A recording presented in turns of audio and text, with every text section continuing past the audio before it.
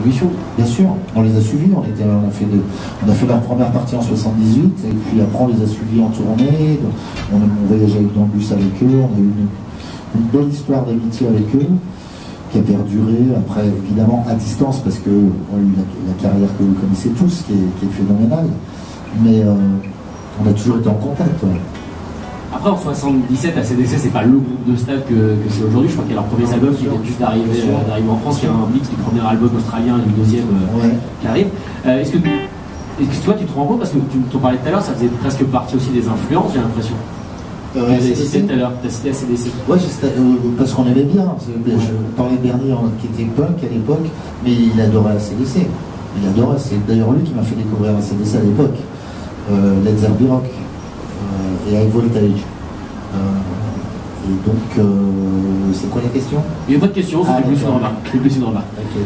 Mais du coup, c'était comment de tourner avec eux, de voir Angus Young tous les soirs? C'était cool. C'est des gens de guitare héros, ça. Non, mais c'est des gens, c'est un groupe, c'est des gens extrêmement simples.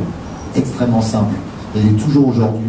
Alors aujourd'hui, évidemment, le malheur a frappé le groupe, mais ils ont un long parcours. On ne peut pas les, je dirais, moi je les plains pas, dans le sens, c'est vrai que Angus est bien seul aujourd'hui sans son frère Malcolm, mais ils ont eu un succès phénoménal. C'est indécent de les plaindre, c'est un des plus grands groupes de rock du monde, mais qu'est-ce que je voulais dire? Est-ce que toi t'apprends les regardant?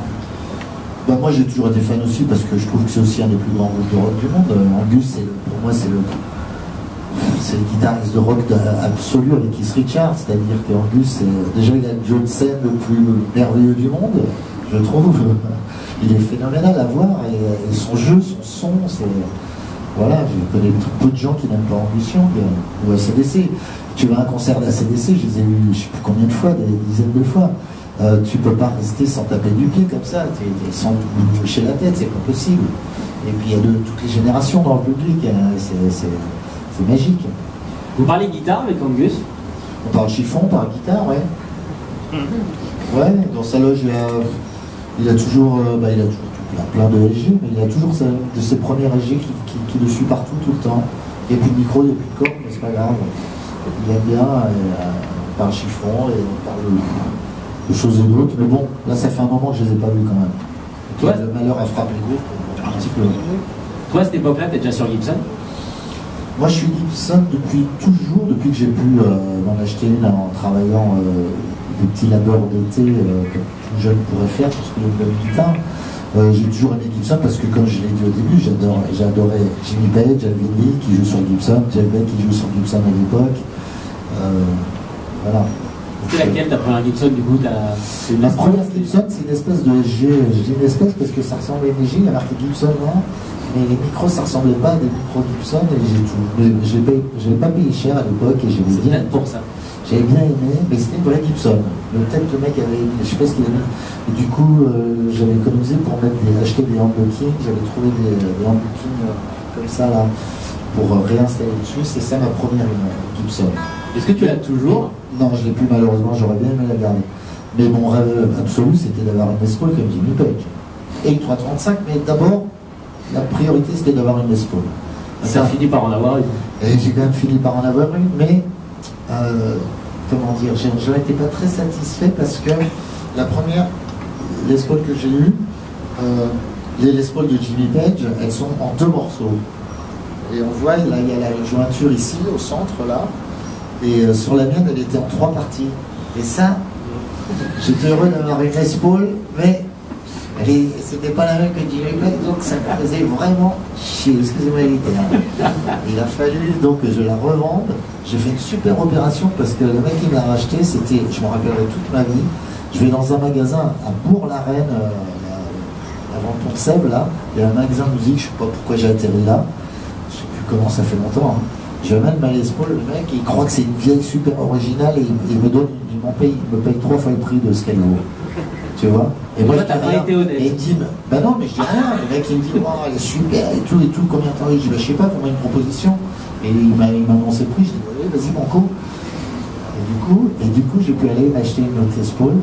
Non, alors l'anecdote, elle est drôle parce que je vais chez André Dumas, Music Power, rue des Trois Frères à Pigalle, pour ceux qui connaissent, mais je ne suis pas certain.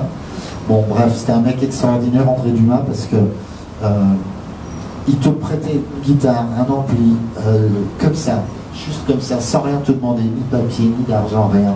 Et il faisait confiance, il aimait les musiciens. Il est décédé il y a longtemps aussi, mais j'adorais ce monsieur-là, tout le monde l'adorait, André Dumas. Et du coup, je vais le voir pour aller acheter ma nouvelle Les Paul, parce que évidemment, je n'ai que chez André Dumas. Et je lui dis voilà, j'ai des sous, je veux une vraie Les Paul, j'en veux une de telle couleur, mais en 2 parties, je te connais. Il me dit écoute, j'en ai une, mais avant, je veux que tu essayes autre chose. Je dis ah non, non.